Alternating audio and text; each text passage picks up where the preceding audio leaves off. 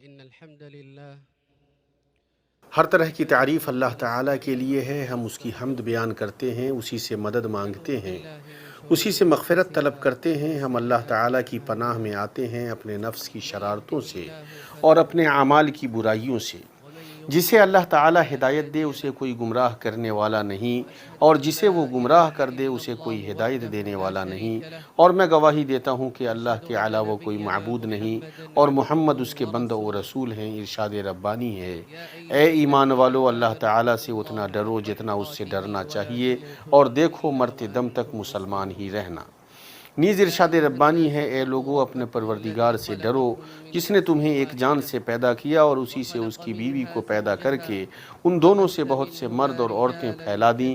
اس اللہ سے ڈرو جس کے نام پر ایک دوسرے سے مانگتے ہو، اور رشتے ناطے توڑنے سے بھی بچو، بے شک اللہ تعالیٰ تم پر نگہبان ہے.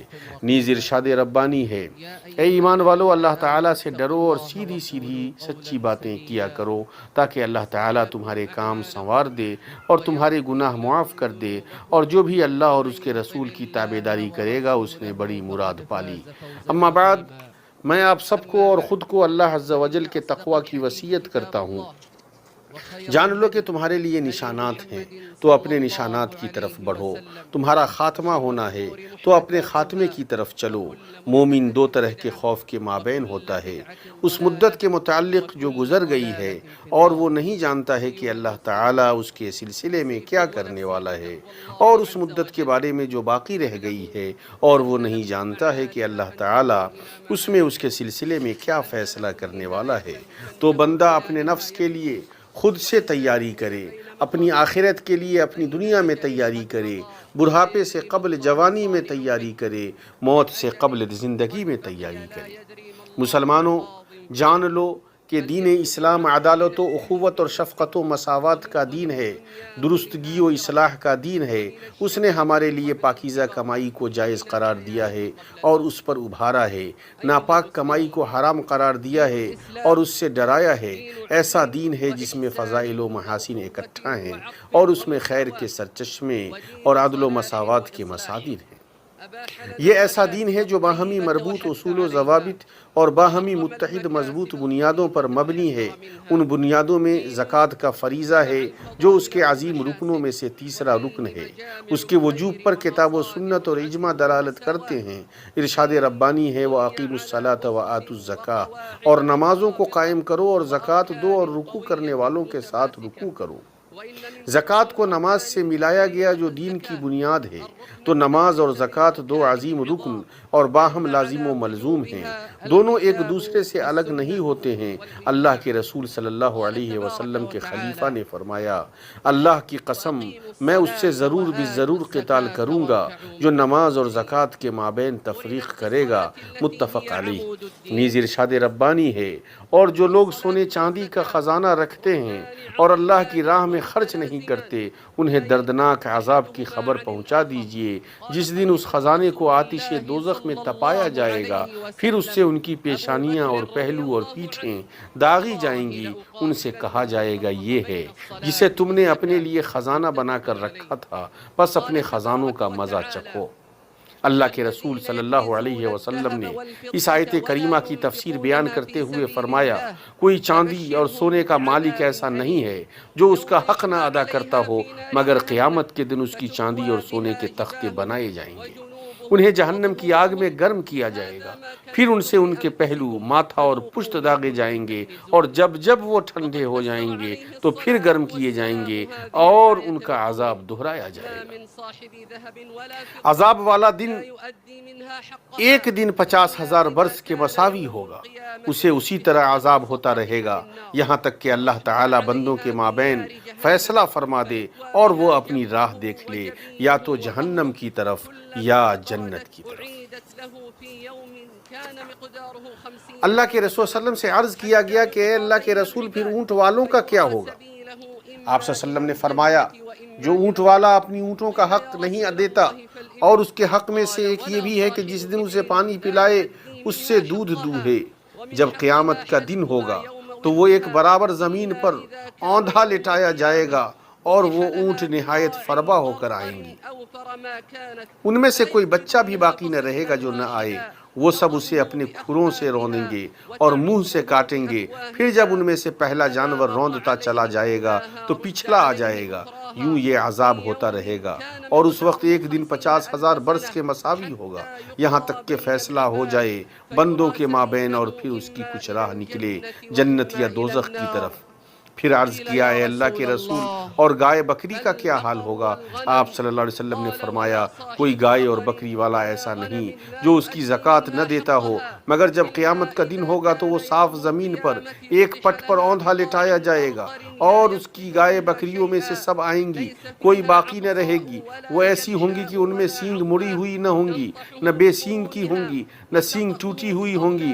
وہ سب آ کر اپنے سینگوں سے اسے ماریں گی اور اپنے کھروں سے روندیں گی۔ جب اگلی اس پر سے گزر جائے گی تو پچھلی پھر آئے گی، یہی عذاب اسے ہوتا رہے گا، اور اس وقت ایک دن 50,000 برس کے مساوی ہوگا، یہاں تک کہ فیصلہ ہو جائے بندوں کا، پھر اس کی راہ بتا دی جائے جنت یا دوزخ کی طرف۔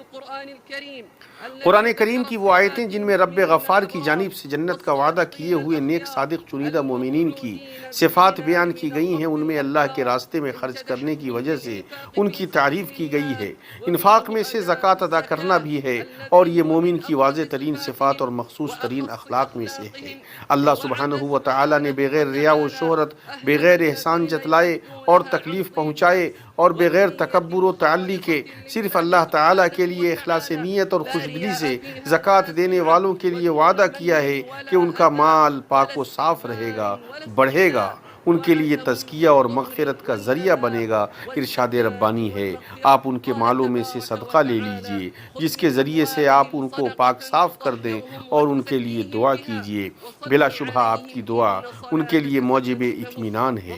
نیز ارشاد ربانی ہے، اور اللہ تعالیٰ تم سے اپنی بخشش اور فضل کا وعدہ کرتا ہے، اللہ تعالیٰ وسعت والا اور علم والا ہے۔ اے مسلمان بھائی، آپ پر واجب ہے کہ مستحقین کے لیے زکوٰۃ ادا کریں۔ زکوٰۃ کے مستحقین اللہ تعالیٰ کے اس قول میں بیان کیے گئے ہیں۔ ارشاد ربانی ہے، صدقے صرف فقیروں کے لیے ہے، اور مسکینوں کے لیے، اور ان کے وصول کرنے والوں کے لیے، اور ان کے لیے جن کا دل جیتنا مقصود ہو، اور گردن چھڑانے میں، اور قرض داروں کے لیے، اور اللہ کی راہ میں اور راہ رو مسافروں کے لیے فرض ہے اللہ کی طرف سے، اور اللہ علم و حکمت والا ہے۔ اللہ کے بندو، اللہ کا تقوی اختیار کرو، اپنے رب کی اطاعت کرتے ہوئے، اور جو اس نے تمہارے لیے فرض قرار دیا ہے اس سے رضامندی کا اظہار کرتے ہوئے اپنے مالوں کی زکوٰۃ ادا کرو۔ اس کے ذریعے اپنے مالوں کے شر سے محفوظ ہو جاؤ۔ صدقہ کے ذریعے آسمان سے خیر کے دروازوں کو کھولنے کی کوشش کرو۔ اس کے ذریعے اپنے مریضوں کا علاج کرو، اس لیے کہ صدقہ اسی طرح اللہ کے غضب کو ٹھنڈا کر دیتا ہے جس طرح پانی آگ کو ٹھنڈا کر دیتا ہے۔ آسمان سے بارش برسنا بند نہیں ہوا ہے، مگر زکوٰۃ نہ دینے کے سبب اگر چوپائے نہ ہوتے تو تمہارے لیے بارش نہ برسائی جاتی۔ اعوذ باللہ من الشیطان الرجیم۔ اللہ نے کہا، اور اپنے رب کی بخشش کی طرف اور اس جنت کی طرف دوڑو جس کی کشادگی آسمانوں اور زمین کے برابر ہے، جو پرہیزگاروں کے لیے تیار کی گئی ہے، جو لوگ آسانی میں اور سختی کے موقع پر بھی اللہ کے راستے میں خرچ کرتے ہیں، غصہ پینے والے اور لوگوں سے درگزر کرنے والے ہیں۔ اللہ تعالیٰ ان نیک کاروں سے محبت کرتا ہے۔ ہر طرح کی تعریف اللہ تعالیٰ کے لیے ہے۔ وہ اپنی اطاعت کرنے والوں اور اسی سے امید رکھنے والوں کو بھرپور بدلہ سے نوازتا ہے، روگردانی کرنے والوں اور نافرمانی کرنے والوں کو سخت عذاب دیتا ہے۔ جسے چاہتا ہے اپنے فضل سے چنتا ہے اور اسے اپنے قریب کرتا ہے، اور جسے چاہتا ہے اپنے عدل سے دور کرتا ہے، تو جو اسے ولی بناتا ہے وہ اسے ولی بناتا ہے۔ میں اس پاک ذات کی حمد بیان کرتا ہوں، اس کے احسان و نوازش پر، دینی و دنیاوی نعمتوں پر اس کا شکر بجا لاتا ہوں۔ میں گواہی دیتا ہوں کہ اللہ کے علاوہ کوئی معبود نہیں، وہ اکیلا ہے، اس کا کوئی شریک نہیں، اس کے کامل صفات میں کوئی اس کا شریک و ہمسر نہیں۔ میں گواہی دیتا ہوں کہ محمد اس کے بندہ و رسول رسول ہیں جنہیں اس نے انسانوں میں سے چنا اور پسند فرمایا۔ اللہ تعالیٰ کا درود و سلام نازل ہو ان پر اور ان کی آل و اولاد پر، ان کے صحابہ کرام پر اور حق کے ساتھ ان کی اتباع کرنے والوں پر جب تک صبح ہوتی رہے اور اس کی روشنی پھیلتی رہے اور اس کا نور بکھرتا رہے اور بہت زیادہ سلامتی ہو۔ اما بعد، مسلمانوں، ایام کتنی تیزی سے گزر رہے ہیں۔ معزز مہمان ماہ رمضان کا کل ہم نے استقبال کیا تھا، آج وہ نصف ہو چکا ہے، اس کے شروع کا حصہ گزر چکا ہے، اس کا نصف ختم ہو گیا، اس کے 14ویں کا چاند مکمل ہو گیا۔ تو اس موقع کو غنیمت جانو جو بادل کے گزرنے کی طرح گزر جائے گا۔ دروازہ بند ہونے سے قبل اس میں داخل ہو جاؤ، اس لیے کہ قریب ہے کہ مہمان کوچ کر جائے اور ماہ رمضان چلا جائے۔ بقیہ ایام میں نیکیاں کر لو، اللہ تعالیٰ گزشتہ گناہوں کو معاف کر دے گا۔ اگر بقیہ ایام میں برائیاں کی تو گزشتہ اور باقی دونوں میں تمہارا مواخذہ ہوگا۔ اس مہینے کا حق ادا کرو، سر و علن میں اللہ کا تقوی اختیار کرو۔ حسن بصری رحمہ اللہ نے کہا ہے، اللہ تعالیٰ نے ماہ رمضان کو اپنی مخلوق کے لیے ایسا میدان بنایا ہے جس میں وہ اس کی خوشنودی حاصل کرنے کے لیے اس کی اطاعت کے ذریعے سبقت کرتے ہیں۔ تو ایک قوم سبقت کر جاتی ہے اور وہ کامیاب ہو جاتی ہے، اور دوسری قوم پیچھے رہ جاتی ہے تو وہ ناکام ہو جاتی ہے۔ تو اس دن میں کھلواڑ کرنے والے پر تعجب ہے جس میں نیکیاں کرنے والے کامیاب ہوں گے اور باطل پرست خسارہ اٹھائیں گے۔ مسلمانوں، اللہ عز و جل نے اپنے رسول اور مومنوں پر اس مبارک مہینے میں مدد و فتح عطا کر کے احسان فرمایا۔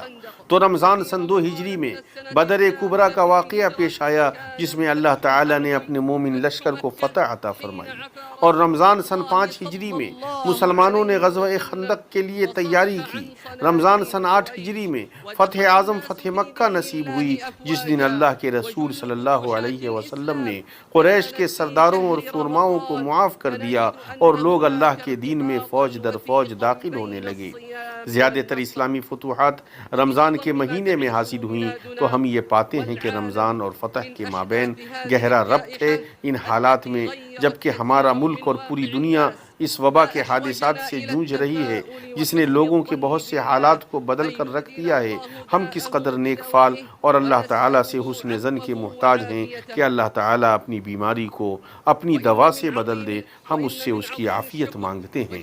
اس مناسبت سے ہم اللہ تعالیٰ کا شکر ادا کرنے کے بعد خادم حرمین شریفین شاہ سلمان ابن عبدالعزیز اور ان کے امانت دار ولی عہد شہزادہ محمد ابن سلمان بن عبدالعزیز ایدہم اللہ کا بے حد شکر ادا کرتے ہیں، اور ان کی نیک حکومت کے تمام شعبوں کا شکر ادا کرتے ہیں جنہوں نے اس ذمہ داری کی عظمت کو محسوس کیا اور اس وبا کا مقابلہ کرنے کے لیے ہر قیمتی و عمدہ چیز کو خرچ کیا۔ اس وبا پر قابو پانے کے لیے بے پناہ سخاوت و فیاضی کر کے مدد کی اور اپنے وطن، یہاں کے شہریوں اور یہاں رہائش پذیر سبھوں کی حفاظت کی۔ تو اللہ تعالیٰ انہیں بھرپور بدلہ عطا کرے اور انہیں اس کے بہترین صلہ سے نوازے۔ پھر جان لو کہ اللہ تعالیٰ نے اپنے نبی پر درود و سلام بھیجنے کا حکم دیا ہے۔ اللہ عز و جل نے فرمایا، اللہ تعالیٰ اور اس کے فرشتے اس نبی پر رحمت بھیجتے ہیں۔ اے ایمان والو، تم بھی ان پر درود بھیجو اور خوب سلام بھی بھیجتے رہا کرو۔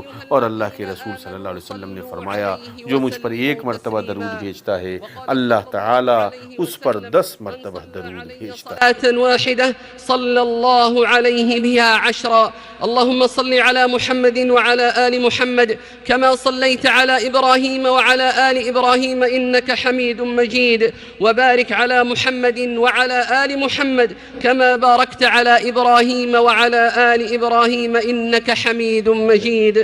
وارض اللهم عن الخلفاء الراشدين الذين قضوا بالحق وبه كانوا يعدلون، أبي بكر الصديق وعمر الفاروق وذي النورين عثمان وأبي السبطين علي، وعن سائر الصحابة أجمعين، وعن التابعين وعنا معهم بمنك وكرمك يا أكرم الأكرمين.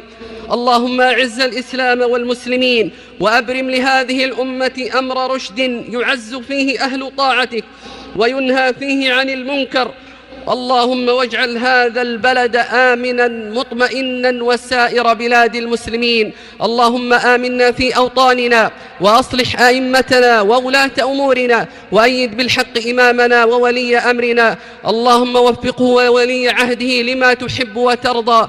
اللهم وخذ بناصيتهما للبر والتقوى. اللهم وفق ولاة أمور المسلمين للعمل بكتابك وتحكيم شرعك واتباع سنة نبيك صلى الله عليه وسلم.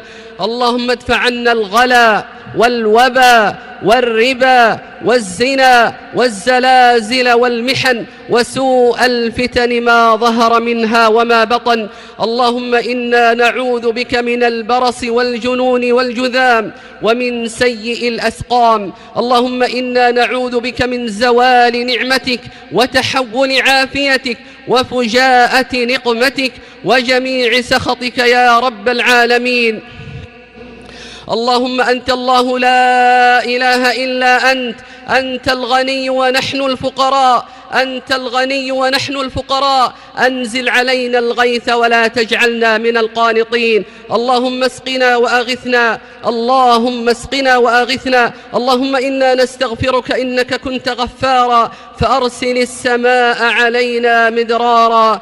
عباد الله، إن الله يأمر بالعدل والإحسان وإيتاء ذي القربى وينهى عن الفحشاء والمنكر والبغي يعظكم لعلكم تذكرون. فاذكروا الله العظيم الجليل يذكركم واشكروه على نعمه يزدكم ولذكر الله أكبر والله يعلم ما تصنعون.